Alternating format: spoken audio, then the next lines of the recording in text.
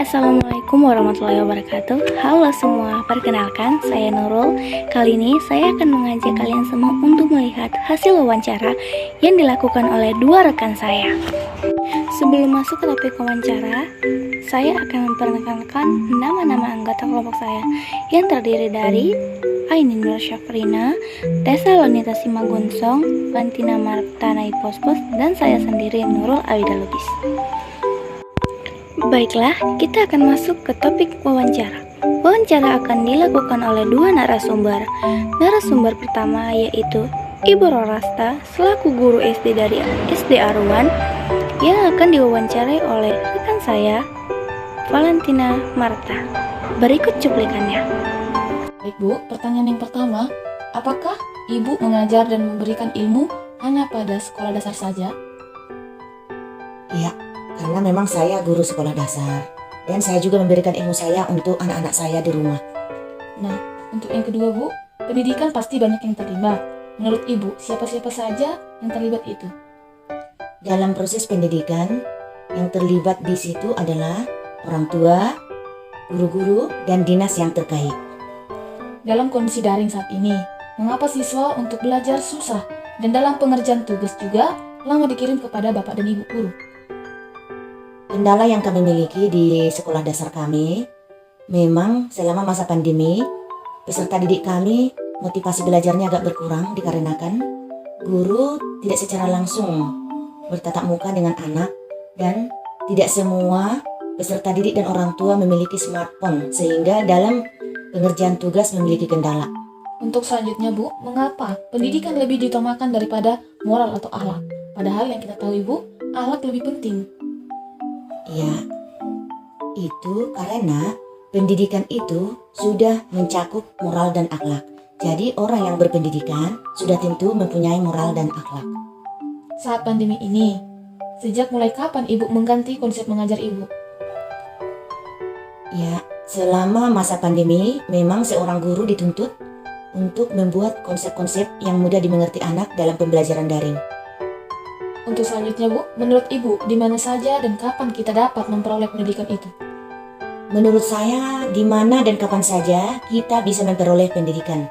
Bukan hanya di sekolah, di rumah, di mana saja kita memperoleh pendidikan, karena pendidikan itu adalah sepanjang hayat. Ibu seorang pengajar, di mana saja Ibu sudah memberikan ilmu dan pendidikan? Saya memberikan ilmu dan pendidikan di sekolah, kemudian di rumah dan di lingkungan saya.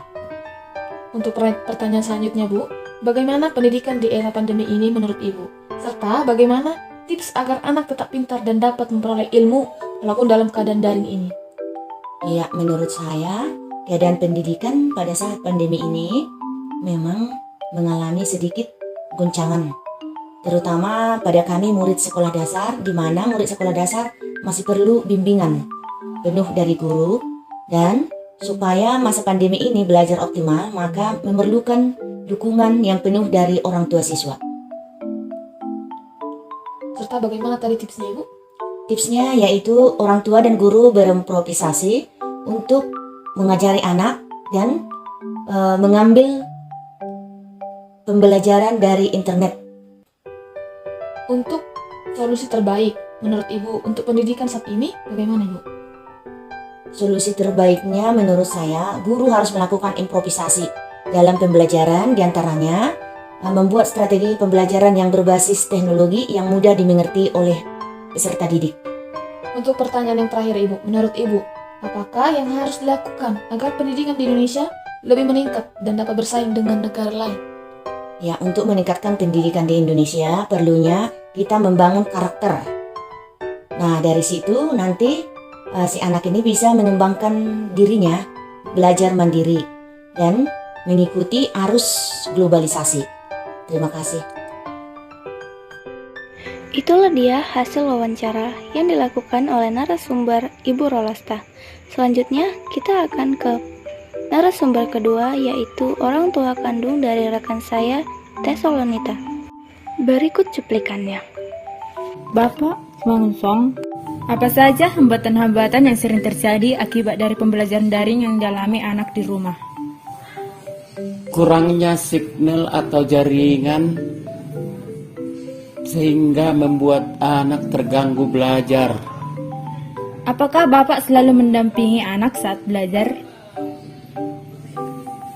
Tidak, karena saya ada juga pekerjaan saya. Kapan terakhir kali anak mengeluh karena pembelajaran daring ini? Mulai terjadinya corona. Sebagai orang tua, apa yang harus dilakukan dalam menghadapi anak yang tertekan atau lelah dengan kegiatan daring ini? Kita menghimbau anak supaya jangan dia jenuh atau stres.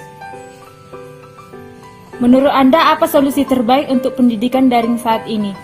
Menurut saya solusi daring ini supaya sekolah memberikan paket kepada anak-anak. Bagaimana cara belajar anak selama daring di rumah? Cara belajar anak selama daring di rumah anak-anak terganggu, bukan seperti tatap muka, karena harus melalui Zoom dan Classroom ataupun WA. Bagaimana sikap atau perilaku anak saat masa pandemi terhadap pembelajaran daring? Mereka mengeluh karena mereka tidak bertemu dengan gurunya, tidak tatap muka. Baiklah, selesai sudah hasil wawancara kita kepada dua narasumber pada hari ini.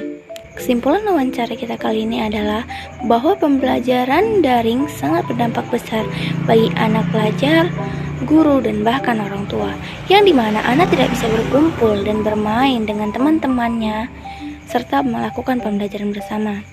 Dan juga guru yang tidak bisa mengenal langsung bagaimana karakteristik anak tersebut untuk lebih memahaminya dalam pelajaran, dan juga tidak bisa bertemu orang tua untuk mengkonsultasikan bagaimana anak-anak mereka dalam belajar.